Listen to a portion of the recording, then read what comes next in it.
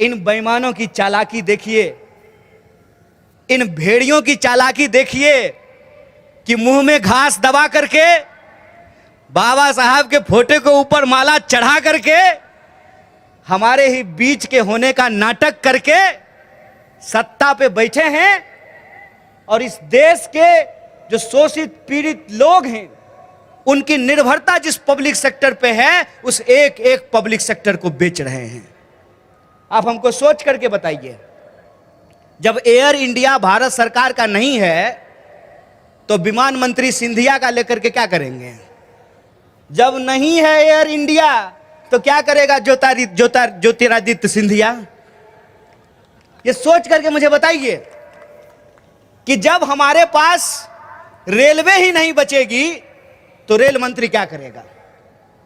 जब हमारे पास बीएसएनएल ही नहीं बचेगा तो कम्युनिकेशन मिनिस्टर क्या करेगा?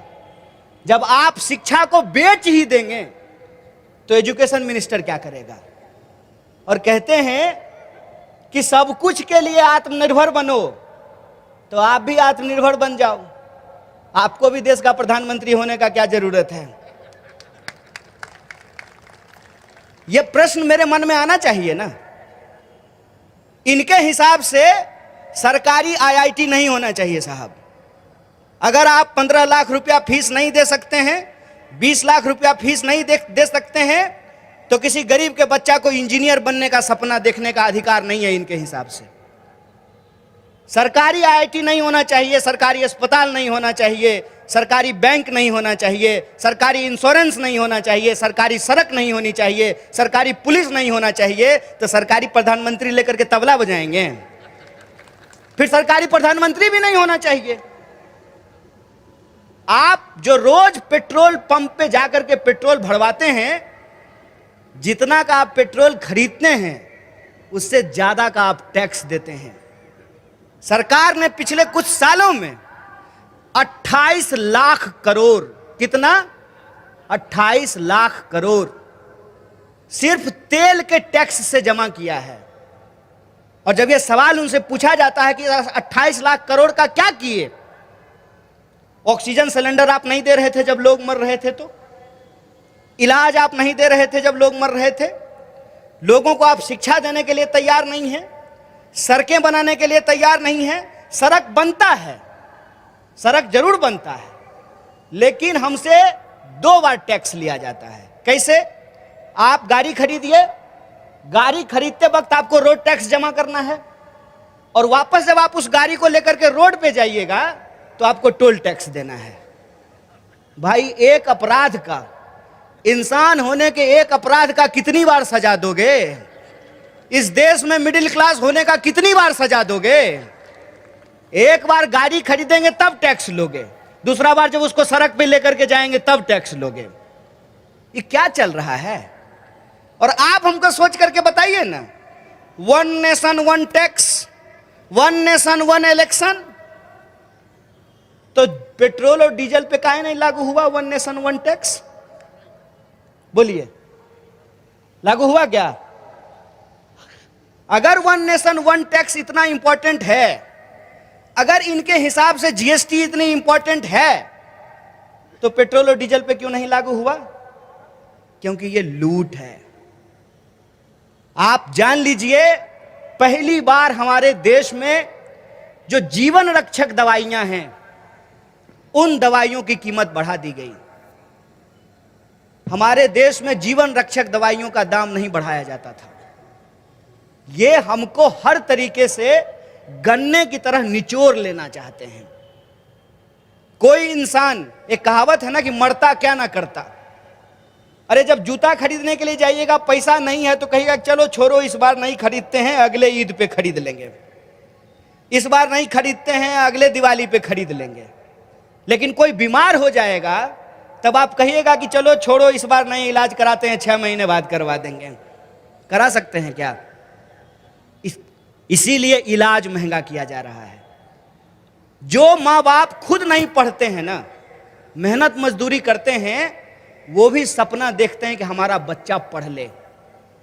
वो अपने जेब में वो हर कटौती करने के लिए तैयार हैं कि हमको जो सपना नहीं पूरा हुआ वो हम अपने बच्चे का सपना पूरा करना चाहते हैं। इसीलिए इस देश में शिक्षा महंगी की जा रही है। आप इधर उधर जाए बिना रुक नहीं सकते हैं, इसीलिए ट्रांसपोर्ट महंगा किया जा रहा है। और हर तरह से जो ये वसूली हो रही है, इस पैसे का होता क्या है? ये विदर्भ का इलाका है, यहां सबसे ज्यादा किसान की आत्महत्या होती है। किसान की आत्महत्या कर्ज के चलते होती है। और ये कहते हैं कि बैंक को एनपीए हो जाता है क्योंकि ये किसानों को कर्ज देते हैं। साहब, बैंक का एनपीए किसान को कर्ज देने से नहीं होता है, इनके दोस्त जो इनको चुनाव में चंदा देते हैं उनको छूट देने से होता है। ये बात आप जान लीजिए। आए दिन आप खबर सुनते होंगे कि कोई 28,000 करोड़ लेके भाग गया, कोई 30,000 करोड़ लेकर के भाग गया। ये कौन लोग हैं?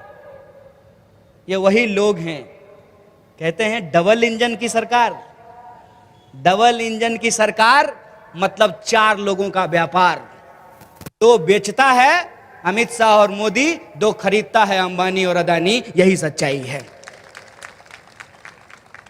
और ये जो देश में बिकवाली चल रही है, इस बिकवाली पे हमारी नजर ना पड़े, इसीलिए हमारा ध्यान भटकाने के लिए बहस खड़ा किया जाता है धर्म का।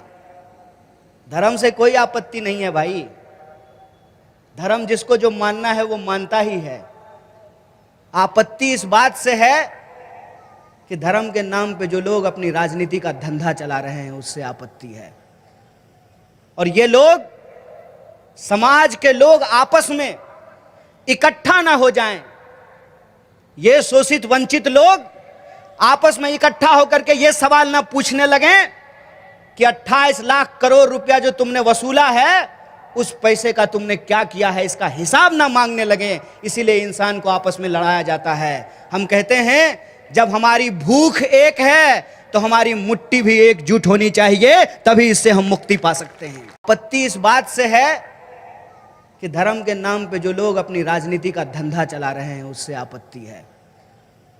और ये लोग, समाज के लोग आपस में इकट्ठा ना हो जाएं, ये शोषित वंचित लोग आपस में इकट्ठा होकर के ये सवाल ना पूछने लगें कि 28 लाख करोड़ रुपया जो तुमने वसूला है, उस पैसे का तुमने क्या किया है, इसका हिसाब ना मांगने लगे। इसीलिए इंसान को आपस में लड़ाया जाता है। हम कहते हैं जब हमारी भूख एक है तो हमारी मुट्ठी भी एकजुट होनी चाहिए, तभी इससे हम मुक्ति पा सकते हैं।